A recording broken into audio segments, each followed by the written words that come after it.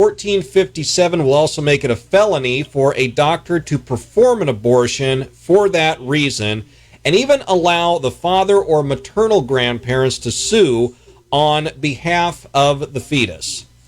All right, Republican Senator Nancy Barto of Phoenix says that her proposed bill protects the most vulnerable among us and restores dignity to aborted fetuses by requiring that they are buried or cremated. Well, Nancy Barto is joining me today on In the Booth to discuss this and I guess another bill that Doug Ducey had even vetoed regarding sex education for kindergartners through fourth graders. Wow. Senator Barto, thanks a lot for coming on In the Booth today. Thank you, Jim. Glad to be here. It's a good day. Well, you know, it is a good day. I mean, it's a good day for news, and I think that it's a good day for you seeing the success of your bill. It's a very good day for life. Arizona is standing strong for pro-life.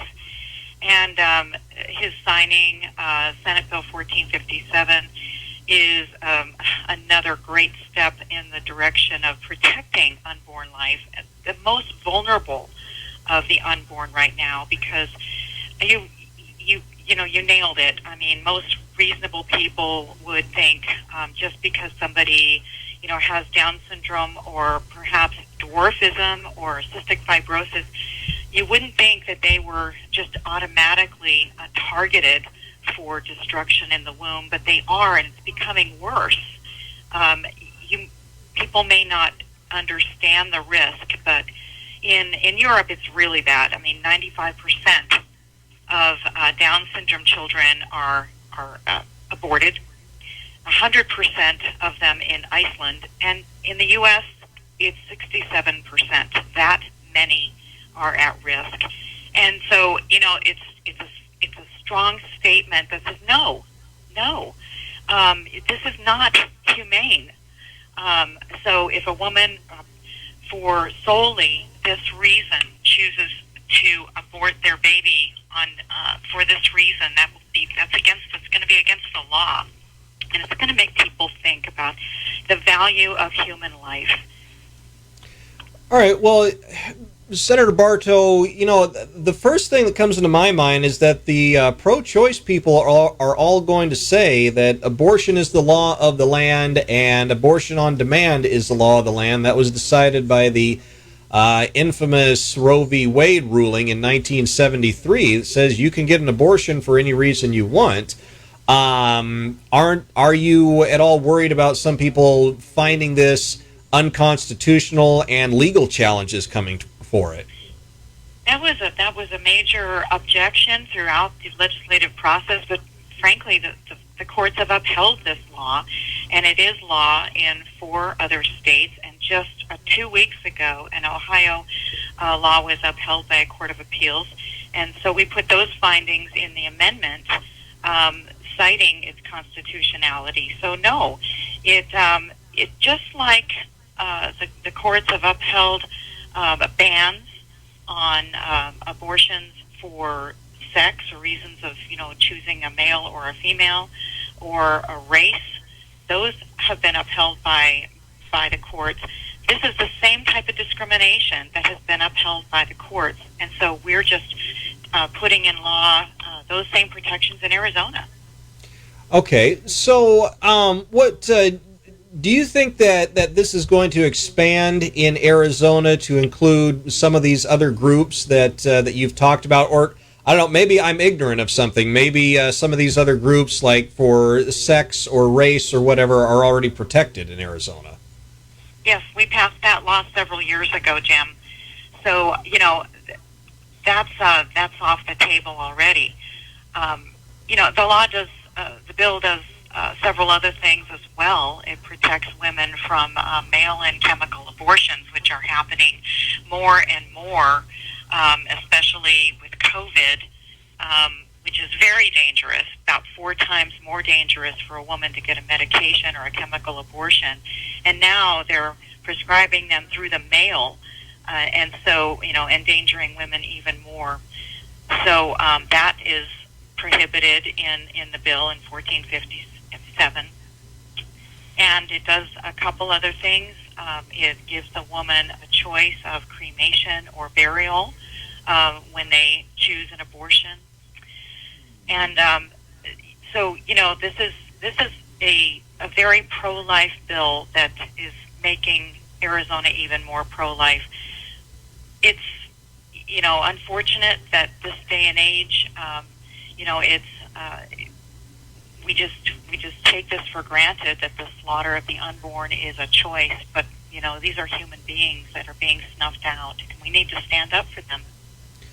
Okay, one thing that I was interested in when I read this breaking news is that your bill allows for the father of the child or the maternal grandparents to sue on behalf of the child. Now, fill me in on this. I may not be an abortion law expert, but from what I understand, abortion is supposed to be a women's rights issue, and the man has no say in whether the woman chooses to have an abortion, or at least, I don't know, maybe that's something that individual states do. Tell me a little bit about some of this. We just wanted to make sure that, when something's against the law, that everyone involved that has a role to play in that child's life has an opportunity to make things right before the courts. So that's what that is all about. Okay, so is that bring a lawsuit? Okay, but is that something that's legal like across the country though? I mean, can you, if let's say two people have a child out of wedlock, the father wants the child, the mother does not want the child, does the father have the right to sue all over the country, or is that just something in Arizona? Well, it depends on what it is, because if it's against the law for a doctor to take the life of a preborn child with a genetic abnormality like Down syndrome, they can bring a suit on that basis if she made that choice solely for that reason, and the father, the grandparents, whoever is concerned about the breaking of that law, they can bring that suit. So it really does depend upon the law that they're breaking. All right. Well, let's switch subjects just a little bit. Now, you've had success with this pro-life bill that Governor Ducey signed today, but you also had another one that you tried to pass that. Now, fill me in on this. This is something that I absolutely don't understand. From what I know about this last bill, you tried to pass a law that said that sex education cannot be taught to kids in kindergarten through fourth grade, and this seriously was vetoed. Am I understanding this, or am I living in the twilight zone? Yes, unfortunately, the governor vetoed Senate Bill 1456 last week, and it took us completely by surprise. This is a parental rights bill, and it simply, it did three things. Number one, it addressed the fact that children are being over-sexualized too early, and did ban sex education in K through 4. Polling, there's strong polling that supports a ban even up through sixth grade, and so we didn't go as far as a lot of parents would like to go, but it's extremely important with all of the sexual materials out there that kids are faced with everywhere they go, that they be protected. And that's not me speaking. It's psychologists. One who is a clinical psychologist, Dr. Laura Haynes, a 40-year member of the American Psychological Association, saying that because they're viewing sex ed materials way too early, many are having psychological trauma because of it. So, that makes it helps address some of that. And then there are two other provisions. One that will make sure that when a governing board is instituting a sex ed curriculum, that parents know how to engage in that conversation. And that is what the governor put in his executive order. As he vetoed the bill, he established an executive order with one of the provisions that was in the bill that's very good, that allows them to parents to see what's being discussed before a governing board takes a vote. 60 days in advance, you have to have 2 public hearings.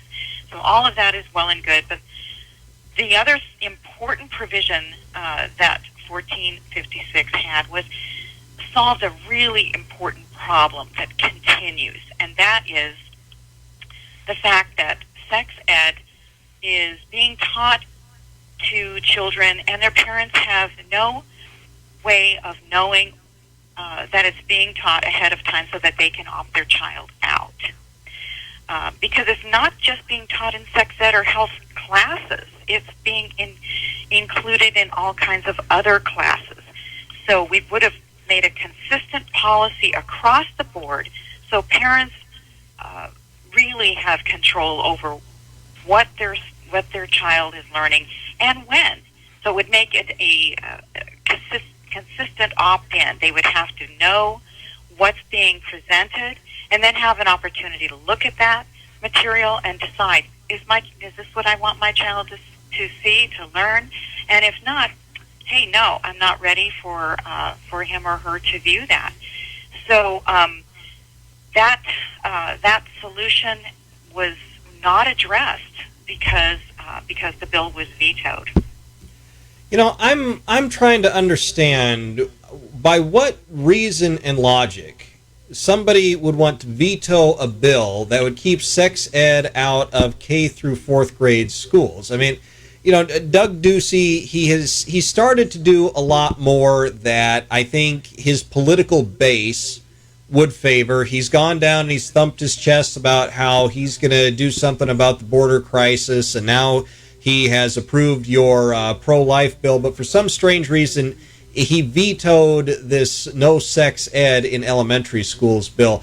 I'm trying to understand what Doug Ducey's way of thinking is as to why he would shoot this down. I mean, have you talked to him about his veto?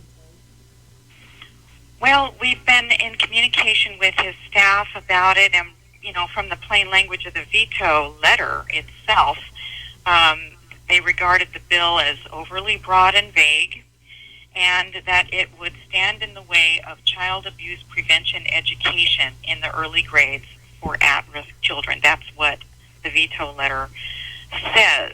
And we just were taken really aback by that connection. I mean, sex ed is not child abuse prevention education. It just isn't. They're apples and oranges.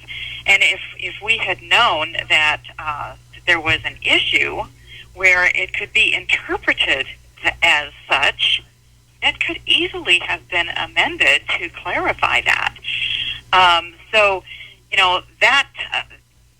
that really was interesting, to say the least. I mean, the governor had plenty of time, or his staff, to communicate with us as this bill moved along through the process.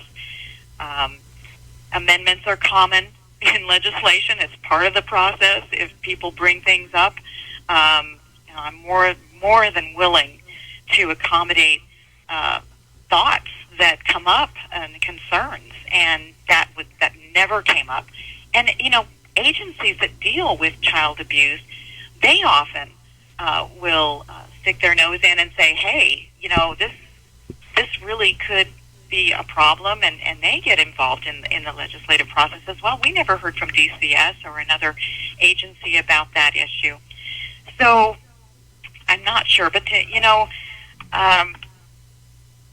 a lot of people were dancing on the grave of 1457, the pro-life bill, because it had a few bumps along the way, and they're dancing on the grave of 1456, and we're not ready to do that because this is a parents' rights issue, and the EO just does not solve the problems. The executive orders that are issued are not permanent.